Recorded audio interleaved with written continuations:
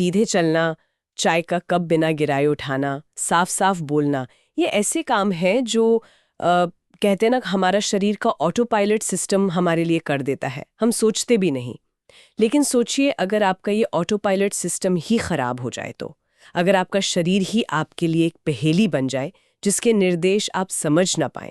आज हम एक ऐसी ही स्थिति के बारे में बात कर रहे हैं जिसमें संघर्ष हमेशा बाहरी तौर पर दिखाई नहीं देता, लेकिन इसे जीने वाले व्यक्ति के लिए हर कदम एक इम्तिहान होता है। बिल्कुल, हम बात कर रहे हैं सेरिब्रल अटैक्सिया की। इसे सेरिबेलर अटैक्सिया भी कहते हैं। ये एक न्यूरोलॉजिकल कंडीशन है जो सीधे तौर पर हमारे संतुलन, हमारे कोऑर्डिनेशन, चलने और बोलने की क्षमता पर असर डालती है। इसका सीधा संबंध है मस्तिष्क के एक खास हिस्से से, सेरिबेलम से, जो इन सभी गतिविधियों का, कह सकते हैं, मास्टर कंट्रोलर है। तो आज की हमारी इस बातचीत का मकसद है हमारे पास जो भी स्रोत हैं उनके आधार पर ये समझना कि सेरिब्रल अटैक्सिया आखिर है क्या, इसके कारण क्या है, मौजूदा उपचार क्या है और सबसे ज़रूरी, इसके साथ जीने की असलियत क्या है। ठीक है, तो चलिए इसे और गहराई से समझते हैं। सबसे पहले ये सेरिबेलम, आपने इसे मास्टर कंट्रोलर कहा, इसे और आसान शब्दों में कैसे समझें?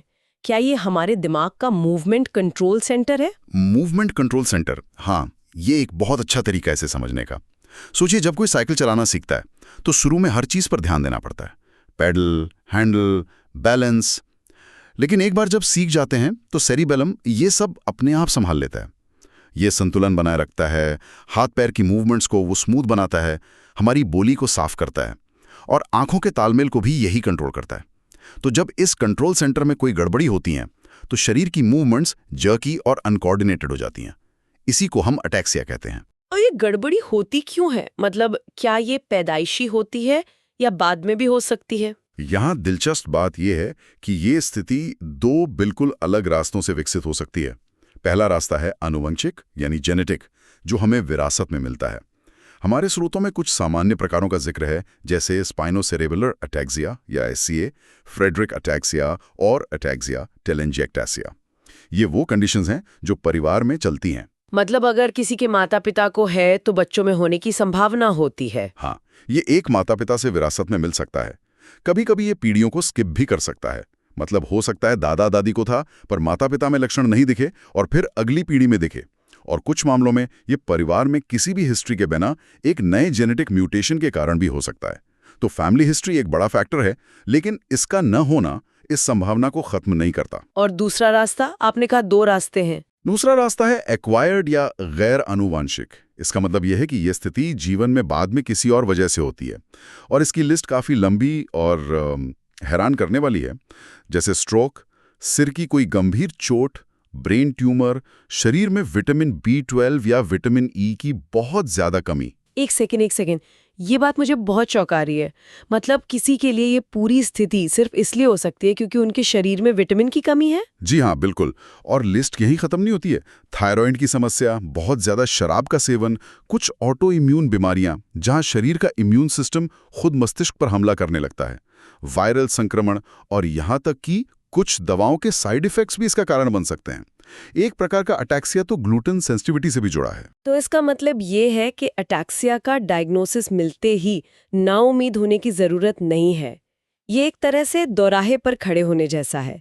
एक रास्ता जेनेटिक है, जहां हमें बीमारी को मैनेज करना सीखना है, लेकिन दूसरा रास्ता एक्वायर्ड है और उस रास्ते पर शायद, सिर्फ शायद, वापस लौटने का भी मौका मिल सकता है।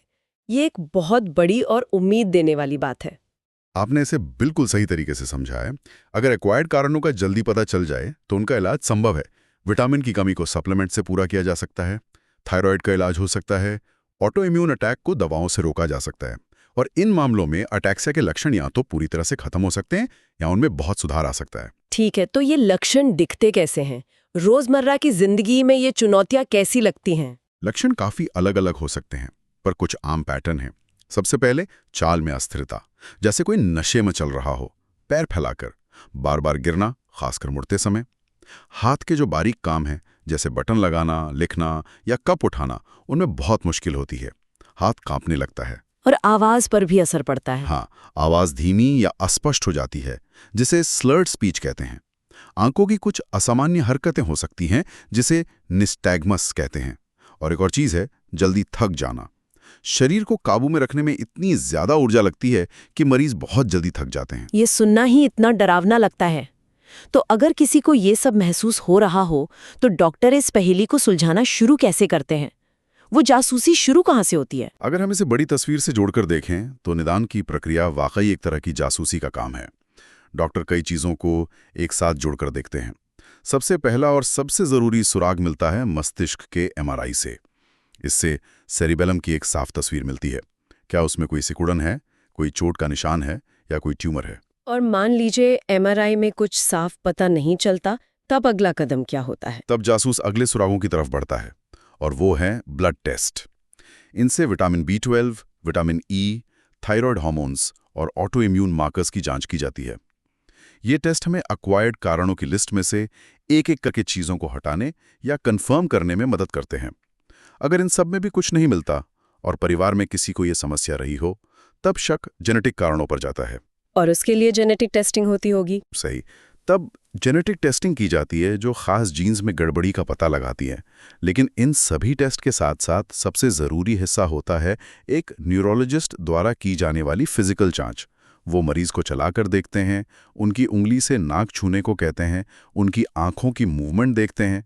ये सब करके वो असल में सेरिबेलम के काम करने के तरीकों को परख रहे होते हैं। यह एक लंबी और कभी-कभी थका देने वाली प्रक्रिया हो सकती है, लेकिन सही वजह का पता लगाना ही सही मैनेजमेंट की पहली सीढ़ी है। ठीक है, तो अब हम उस बड़े सवाल पर आते हैं जो शायद हर कोई सोच रहा होगा। क्या इसका कोई इलाज है? देखिए, स्रोत इस पर बहुत स्पष्ट जवाब देता है। वर्तमान में सेरिब्रल अटैक्सिया का कोई स्थायी इलाज या क्योर नहीं है, खासकर उन प्रकारों का जो जेनेटिक हैं। तो इसका क्या मतलब है? इसका मतलब है कि फोकस क्योर से हटकर मैनेजमेंट पर चला जाता है। मतलब बीमारी को खत्म करने के बजाय उसके साथ बेहतर तरीके से कैसे जिया जाए, इस पर जोर दिया जाता है। बिल्कुल। और मैनेजमेंट के तरीके भी कई तरह के हैं। जैसे हमने पहले बात की, अगर अटैक्सिया किसी एक्वायर्ड वजह से है तो उस वजह का इलाज किया जाता है। विटामिन की कमी है तो B12 या ई के सप्लीमेंट्स, ऑटो इम्यून अटैक्सिया है तो स्टीरॉयड या IVIG जैसी दवाएं। और वो ग्लूटेन वाला अटैक्सिया, क्या सिर्फ डाइट बदलने से फर्क पड़ सकता है? हाँ, ग्लूटेन अटैक्सिया के मामले में मरीज को पूरी तरह से ग्लूटेन मुक्त आहार पर रखा जाता है और स्रोत